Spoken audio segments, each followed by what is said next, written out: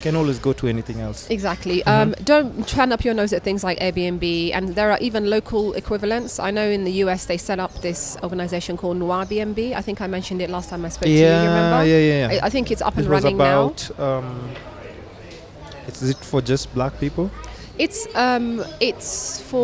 black travelers. How would you describe it? It's for black travelers because I think a few people had a few difficult experiences on Airbnb. I've seen videos. You know what I mean? Yeah. Yeah, and even some people saying like, maybe when they were doing their booking and then on arrival, the person didn't realize like, oh, it's a black person. Right. So, hey, have your money back. Right. Or suddenly we're full or things like that. Yeah. Have you ever experienced any of that? I've been really lucky. Yeah. But you can blend in anywhere. That's the best thing about it. Not in white countries. Really? I mean, okay, they might treat you a little bit differently if they find out you're European, you live in Europe. No, that's true. I'm not going to lie. Sometimes, like in South Africa, I ended up staying with this really racist family. And I was like, I need to leave. But then I paid them for the week, and then the area was like an all-white area. Wow. The father was the property was not. It was on their land, but it wasn't in the same house. Thank God. And they would just say really weird stuff every day. Like, you go into the area, oh, that's where the coloured live. Coloured is a term they use in South Africa, by the way. Wow. In the UK, it's derogatory, but in South Africa, it's a term to describe. Yeah, but I'm guessing like they were not even noticing like when you say that, like you're actually coloured as well. No, they were like, you go into this area, watch out, they're just full of drug dealers and da-da-da-da. Oh, okay. And like, our local blacks, they're all a bit this and a bit that. And I was like, can you like stop saying that? I was just like, are you yeah. And the lady was like, I'm so sorry, it was just bizarre. Like every day their dogs would try and kill me when I came home. It was a long story. And then my friends who lived in the centre were like... Yeah. They were like, what? They were like, do you just want to leave? And I said, you know what? No, I'm going to stay. I paid. This neighborhood, I'm like the only person of color walking around the neighborhood. So I would get stared at a little bit. And I walk into this cafe. Yeah. And the ladies in the kitchen were all black. They were wearing like their uniform. They had their head wraps. I was wearing my head wrap that entire week. So they were looking at me. They have to have that uniform though, you know that. I think so. But the point is, I had my head wrap. So they're looking at me and looking at each other like, what's she doing here? Like, is she going to come in and sit down? Is she going to come into... They were like... Oh. No, because nobody in that... There was like literally... In that area, it's... Yeah. And it was bizarre. I felt like I was back in US 1950s or something, But I'm sure it's crazy because when you get in such a situation, you're like, I'm just traveling to all these different places, and then it's still confusing, but there's still people who live like this, and they just... It's like going back in time. Yeah, this is their way of living. I mean, I know not everyone like that is like that in South Africa, but they still have a long way to go. That was my particular experience. Yeah. And I ended up just sticking it out because I had paid them. B, I said, I think I have just as much right to be walking on this land than these people. I don't care about the area. I'm just going to I have just as much right. And so, and then I went into the kitchen on the final day and had a little photo shoot with the ladies. Wow. Because they wouldn't let them come to the table. They would take the plates from them. Do you know what I mean? So you couldn't even like tip them. You couldn't even have that chat. And I was like, these people make amazing food every day. Every morning I have amazing breakfast. And I want to be able to interact with them, and I can't. So I just walked in. And the manager was like, happy. The manager was like, where are you going, madam? And I said, I'm just going in for a second. And they were really happy. Yeah, we just chatted. I thanked them for all the food they made. We took great pictures together. That's amazing. But yeah, that was a bit, do you know what I mean? Like it was a bit I know. It's difficult sometimes. It's an amazing country in many ways, but there are things that can make your blood boil a little. Yeah, it'd be like, I don't believe, because you can't to start thinking like, these are my people. They were so... and there's nothing you can do to change that situation, because you're still going to leave them there. Yeah. And they're still going to... Yeah. And the little money maybe that they're getting, they still need it to survive or just do whatever they have to do. Yeah. So, it tells you a lot about the world. Travel tells you a lot about the world. And it makes you more grounded and humble?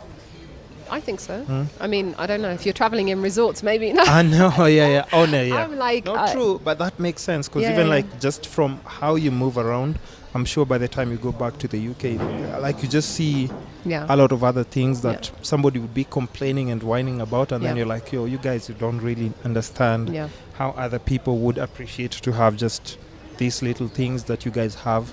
Like maybe if it's medical cover and stuff, just some of the little things that people just have. Just little things like we get on the train every day in the UK, rush hour, it's packed, there's like sardines, and we're like, oh my God, this is terrible. Yeah. We like, But it takes you like 5-10 minutes to get to where you're going. It takes me about 15-20 minutes. Yeah. And here, just to get to the city. My boss thinks it's 45 minutes. I'm just going to let them think that. They're not going to see this, hopefully. Yeah, and you see, like, even just for transportation in countries. I'm just joking. I'm just joking. But my point is, when I'm in a taxi and I'm sitting in an Uber in, like, Nairobi, and I'm looking and I'm seeing people. The other day I was going to the airport, walking all the way from the airport for a good hour, 2 hours maybe. Yeah, people do that to get to work. You know what I mean? And then we're complaining about standing in a train. Makes no sense. Yeah. So to people who are walking, it wouldn't make any sense. But you see, then again, if somebody hasn't been in this environment to actually see that this is how people live, they'd be like, no way, that's not possible. Yeah. Yeah. So that's interesting. So we've touched a bit on like quite a lot. Yeah. Just like last time. But can I say something though? Yeah. I think we haven't finished yet. There's a narrative that people have on poor this, poor that. You go and you learn, oh, look at these poor things. So at the Airbnb I'm staying at, this guy joined for one evening and then he's leaving. Yeah. He's from the US. Yeah. A white guy from the US. Yeah. He's a documentary maker apparently. Wow. Mm-hmm. I hope he doesn't see this. I hope he doesn't see this. Anyway, I didn't tell him my name. Okay, yeah. But me and the landlady were just talking, and he's like, "Yeah, I'm leaving in the morning."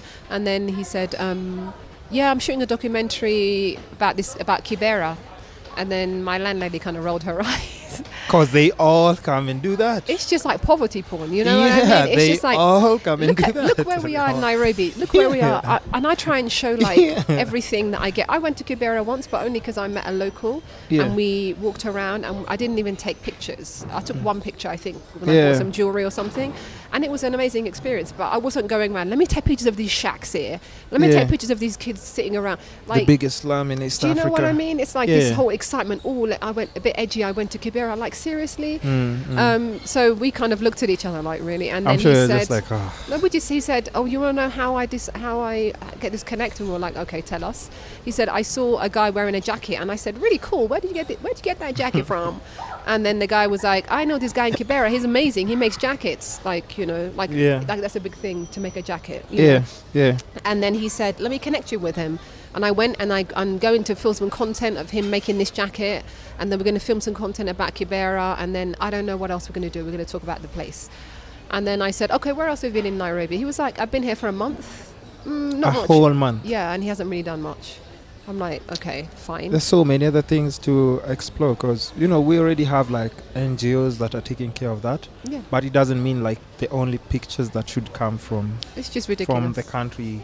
And then there's so many people who just repeatedly, like now that you've mentioned it, like they're always shooting documentaries about that. But there's so many other things that are going on. Yeah. And it's such an exciting country. This is like the Silicon Valley of East Africa, number one, right? Number two, there's so many young creatives like yourself, like all these other people that I've met. Yeah. Really, they're amazing. And, they're putting work out there that will put some of the big publications to shame in the West. I'm not just saying that because I know some of these people. I'm talking truth. It's the truth. People are this country churns out graduates. Like, there are a lot. Unfortunately, job opportunities are not as plentiful as they should be. Yeah. But, you've got the nature. There's so much about, hey, this is like modern. Look, hello. And when I come here, your money goes further. Cappuccino, we have a nice tea. Yeah. And then when I come here, I feel like obviously my money goes a bit further, but I am able to enjoy things that I don't normally do in the UK. Right? Yeah. So I'm not out here in nice cafes and restaurants every day in the UK. No, otherwise I would not make it to payday. Yeah, it would be. I'm sure it's crazy because I just know I've had like fine dining and just going to restaurants. It's crazy expensive. Right. But, I just feel like it's, I don't know, like in these countries that people think third world, poor, a lot of people are able to, within their means, socialize more. Yeah. Eat out more, do things together more than in the UK. If you're eating out 3 times a week, you need to be on big budget because you know you need to be earning those coins from a big. You need to be rich. Let's start with that. So you know, I think this narrative. So that it kind of irritated me, and it turned out he was a public defender. I was like, oh, that's interesting. And then he had some very problematic views on America's view of the world, like Syria, Lebanon, where is he? Syria, Libya, Iraq. You know, he was like, better we be there. Better we be the world police than Russia or China, huh? And I was like, wow. Why? I was like, really? Why would you say I'd rather us be there?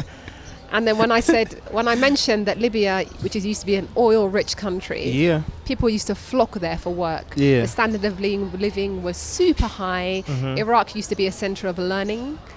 In the Middle East. Syria has some of the oldest civilizations in the Middle East. They had Roman ruins which are better than in Rome. When I told him all these things and I said these countries are all in tatters now because of like US involvement. Unnecessary US involvement. He was like, well, in the global geopolitical scheme of things, I think people, you might not like this, but it's kind of like collateral damage. Wow. At that point, you kind of want to like punch them in the face, but you can't do that. But you know, the thing is, like even from just past experience, it's just a cultural thing. Like Americans express themselves completely differently. That's because they're brainwashed from their TV. But they just whatever comes to your mind, you just say it. You don't maybe take time and just. So maybe, they say it with a smile. And that's just his opinion, though. You see, he's not like insulting you, because first of all, if he's just smiling, he doesn't see it like he's saying anything bad to you. He's just I'm not saying the whole country's like that, because I know a lot of Americans. Yeah. But a lot of people, unfortunately, think people like are different. that. That's just him. You can't put everybody in one basket. No, but I think I could say at least half the country think like that. In my experience. Oh yeah, true. Not that I met half the country. But we've seen